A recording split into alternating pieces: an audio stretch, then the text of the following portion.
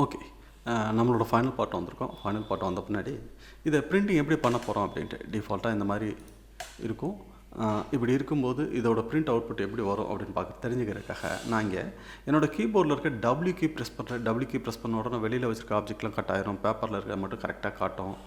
அது போக இந்த நான் பிரிண்டிங் கேரக்டர்ஸ், மார்ஜின்ஸு, இன்க்ளூடிங் கர்சர் கொண்டு காட்டாது. ஆனால் நல்லா ஞாபகம் வச்சுக்கோங்க, இந்த மோடில் நம்ம செலக்ட் பண்ணால், எடிட் பண்ணலாம், என்ன வேணால் பண்ணிக்கலாம். ஜஸ்ட் ப்ரிவ்யூ மட்டும்தான். அப்படியே மோஸ்ட் கீழே இறக்கி பார்க்குறேன். என்னோடய லேஅவுட்ஸ் எல்லாமே க்ளீனாக இருக்குது. இங்கே இருக்கும்போது இன்கேஸ் இந்த பாக்ஸில் வந்துட்டு உங்களோட பாக்ஸில் அந்த ஃபைல் ஓப்பன் பண்ணும்போது ஒரு சின்ன எல்லோ லைன் தெரியும். அப்படி தெரிஞ்சதுன்னா ஃபில் கலரை கட் பண்ணிடுங்க. ஃபில் கலரை கட் பண்ணுறதுக்கு இப்படி செலக்ட் பண்ணிவிட்டு இந்த பட்டனை கிளிக் பண்ணிங்கன்னா அப்ளைன் நன் வந்துடும். Okay, outline and fill run பண்ணி வச்சுருக்கேன்.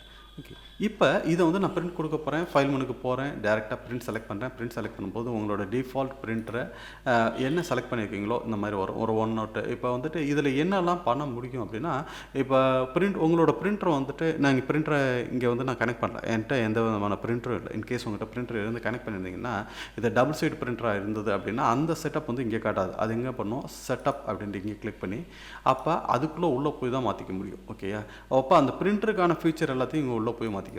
மற்ற எல்லா விஷயமும் இங்கே வரும். ஓகே, இப்போ இதை நான் செட்டப் கொடுத்துட்டு நான் இந்த பேஜை வந்துட்டு கரெக்டாக வந்துட்டு மார்க்ஸ் அண்ட் பிளேட்ஸை இந்த செலக்ட் பண்ணி இருந்தால் நமக்கு வந்துட்டு இந்த அலைன்மெண்ட் கொஞ்சம் வித்தியாசப்படும். அப்பர் லெஃப்ட் அப்படின்னு வந்தோம்னா இது ஏன் இங்கே மாறுது அப்படின்னா, இந்த பாக்ஸ் இங்கே வந்துட்டு இந்த லோகோ வச்சுருக்க முடியும். அந்த பாக்ஸ் வந்து பேப்பரை விட்டு வெளியில் வச்சுருக்கோம், ப்ளீடு வரைக்கும் வச்சுருக்கோம். நான் இங்கே ப்ளீடை செலக்ட் பண்ணியிருக்கேன். இந்த ப்ளீடு எனக்கு வேண்டாம் அப்படின்னு செலக்ட் பண்ணிட்டோம்னா இங்கே கரெக்டாக இருக்கும். ஓகே, இப்போதைக்கு நான் ப்ளீடை பற்றி நான் எதுவுமே சொல்லலாம். அதனால் ப்ளீடை வந்து வேணாம் அப்படி டிசைட் பண்ணியிருக்கேன். இப்போ அது அப்பர் லெஃப்ட்டாக இருந்தாலும் சென்டராக இருந்தாலும் சரி எல்லாமே க்ளீனாக தான் இருக்கும். ஓகே, இதை நான் பிரிண்ட் கொடுக்கலாம், அல்லது நான் இங்கேருந்து செலக்ட் பண்ணிட்டு இங்கே அடோப் பிடிஎஃபாக இங்கே பிரிண்ட் கொடுக்கலாம். நான் இது அடோப் அக்ரோபேட் இன்ஸ்டால் பண்ணியிருந்தா இந்த ஃபெசிலிட்டி அடோப் பிடிஎஃபாக பண்ணலாம்.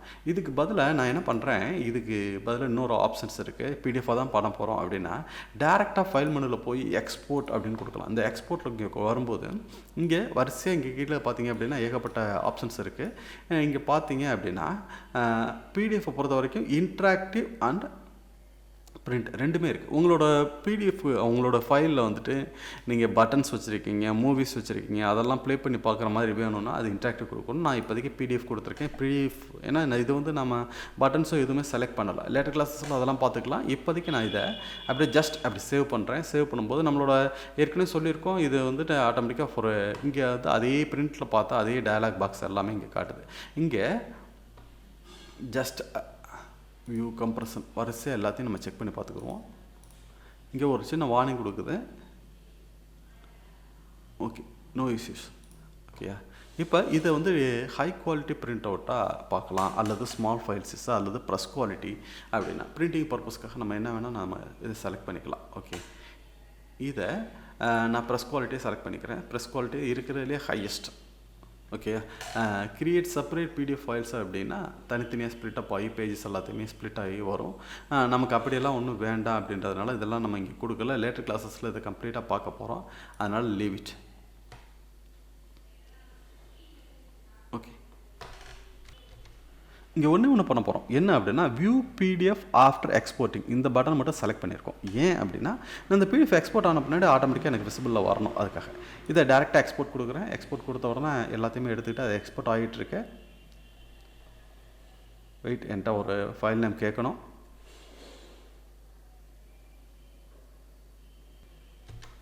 இங்கே நம்ம பிரிண்ட் பண்ணியிருந்தோம்னா பிரிண்ட்டு கொடுக்கும்போது ஃபைல் நேம் கேட்கும்.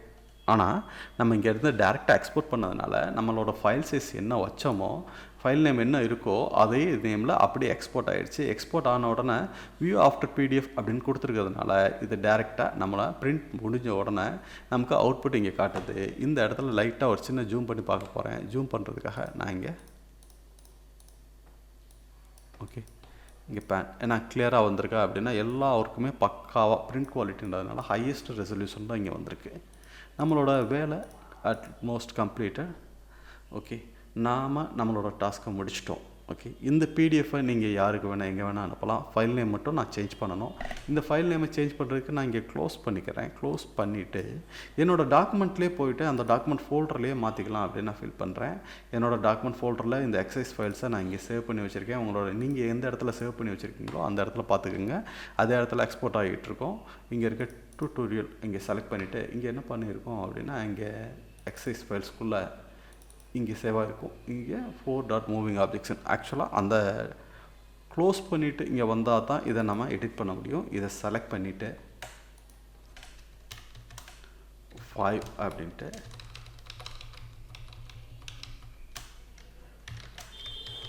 printed document அப்படின்னு நான் பேர் வைக்கிறேன். ஓகே, நான் பிரிண்ட் மெனுவில் வந்தோம்னா அங்கேயே கேட்டிருக்கோம், நான் மாற்றிருக்கலாம். ஆனால் நம்ம என்ன பண்ணியிருக்கோம், எக்ஸ்போர்ட் அடித்ததுனால ஃபைல் நேம் அப்படியே வந்துருச்சு. ஓகே, இந்த வீடியோஸில் நான் இப்போ ஒரு பேசிக்காக ஒரு ½ அன் ஹவரில் என்னெல்லாம் பண்ண முடியுமோ ஆல்மோஸ்ட் ½ அன் ஹவருக்கு நான் பிளான் பண்ணியிருந்தேன். கொஞ்சம் கூடுதலாக வந்துருச்சு. இதனாலும் பரவாயில்ல. இந்த மேனேஜ் பண்ணிக்கிட்டு இதை வந்துட்டு நம்ம எப்படி பண்ணலாம், இப்போ ஒரு பேசிக்காக நீங்கள் என்ன கற்றுக்கிட்டீங்க அப்படின்றத வந்து நீங்கள் பார்த்துக்குங்க. உங்களுக்கு இந்த வீடியோஸ் பிடிச்சிருந்தது அப்படின்னா சப்ஸ்கிரைப் பண்ணுங்கள். பக்கத்துலேயே பெல் ஐக்கான் இருக்கும், அதையும் கிளிக் பண்ணுங்கள். அதுக்கடுத்து லைக் பண்ணுங்கள், கமெண்ட் பண்ணுங்கள். உங்களோட கொரிஸ் எல்லாத்தையும் என்ன வேணும் என்ன ஏது அப்படின்ட்டு எனக்கு வாட்ஸ்அப் குரூப்பில் மெசேஜ் பண்ணுங்கள். உங்களோட ஒர்க்கை கம்ப்ளீட்டட் ஒர்க்கை மெசேஜ் பண்ணுங்கள். நான் அதுக்கு ப்ராப்பராக ரிப்ளை பண்ணுறேன். Okay, thank you.